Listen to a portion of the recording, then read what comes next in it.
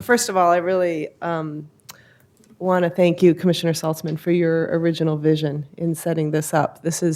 Portland is one of the few cities in the country that really is looking at research that shows that we need to invest in kids if we're going to have a healthy society.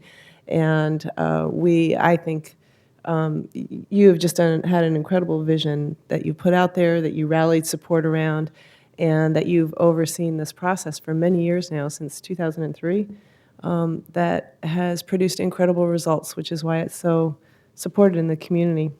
So I want to thank you, first and foremost, and the rest of my allocation committee members here. And then also, of course, the staff, Lisa and Lisa, and Meg, and Mary Gay, and John. You've done an incredible job. And I look at, the stability that we have, and that's because it's such a well-run organization. It's really, we've had disagreements among allocation committee members and among, staff and allocation members, but I wouldn't ever call it conflict. It's been, really great discussions about some really tough issues with nuances, so I really appreciated that. I did want to leave with a few, because I started out on this side advocating for certain things when the allocation committee first started meeting, and now I'm on this side, and now I'm going to be back at that side, so you won't not see me ever again. But I did want to just say a few things about what the directions that we've gone in that I really want to affirm and encourage you to continue going in. You're going to have some really hard decisions coming up with a huge amount of cutbacks.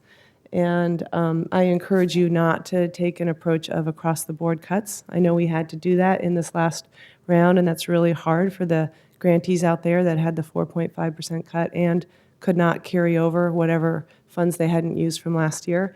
There was no ability between now and June to make a different kind of decision. But I think going forward, I think it's really important to look at a lot of the data that you've so rigorously collected and affirm some of the directions we've been in. And some of that is really looking at how do we close the disparities that we have in our community, how do we target that, and the numbers that you've shown have shown where in general we're doing a good job, but there's some very specific areas in foster care and child abuse and mentoring in early childhood where we could be more targeted. I know that this was kind of a data on participation, and you also produce data on how well we're doing in those areas, so that's the other part of it, is not just who we're serving, but how well we're serving them. And part of that goes back again to research that shows that when you offer culturally specific programming, you often get better results in recruitment, retention, performance, and whether it's through mainstream organizations that are trying to beef up their ability to provide culturally specific programming, or whether it's supporting culturally specific organizations themselves, which there are a lot of different ways to do that, and I think I applaud you for continuing to go in that direction. I think it's really important.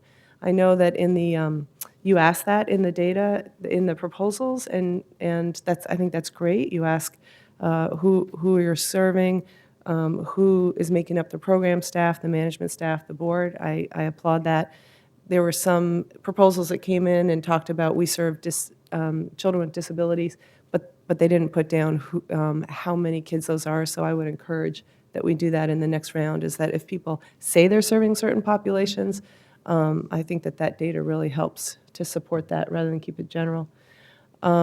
East of 82nd has been a big push, and I'm sorry to see that we haven't gone as far. I think one example of why I would recommend not across-the-board cuts is because, for an example, Children's Relief Nursery opened a new relief nursery east of 82nd, and that's the kind of thing where we've tried to support what the data shows. We're going to be targeted in our servicing, and any kind of new operation with new infrastructure is at a fragile place and needs to be supported. And so that's the kind of thing where 23% across the board cuts doesn't make sense. So I hope that you continue going those directions. I have had my concerns about awarding 3 points for the two areas that we want to highlight, culturally specific organizations and east of 82nd. I was a huge supporter of that originally, and what I ended up feeling like happened is that when proposals came in and we gave the additional 3 points, then we still, which I think is important to do as an allocation committee,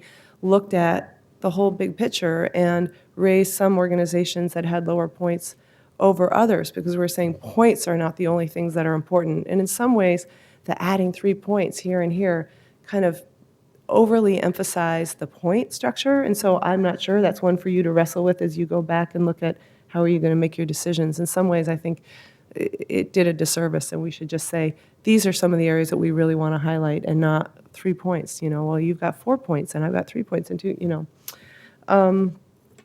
Let me see if there's anything else. I also think that keeping a focus on prevention, again, the research shows that if kids enter kindergarten not ready to learn, that it's very hard to catch up. We need to provide the support early on so we don't start with those discrepancies, and we need to continue it all the way through, because research also shows if you let them fall off, you lose some of those gains. So I think continuing to make your decisions on best practices is important.